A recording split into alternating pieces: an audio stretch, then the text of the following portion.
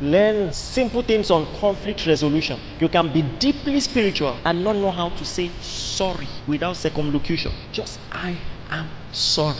And sometimes there are people who solve conflicts by letting time pass. They just ignore it and then they will get over it. But there are some people, the only way to move forward is to talk about it. Now, for some reason, more often than not, those two people often marry themselves. And now there's a conflict. Somebody wants to talk about it to move on. The other person wants to ignore it to move on. How do you handle that? You might be deeply spiritual and not know how to handle this. So let me tell you how to handle those situations. I'm not trying to be stereotypical about this, but it's usually the woman who wants to talk things through. So the woman comes and says, I don't like how our last conversation went. And the guy is just like, sorry, I don't want to talk about it now.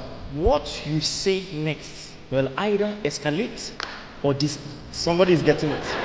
So this is what I recommend. So he says, I don't want to talk about it now. This is what you should say. So what do you need from me in the meantime? And then he says, I just need time to process it and get over it, and then we can talk about it. And then you also ask, what do you need from me in the meantime?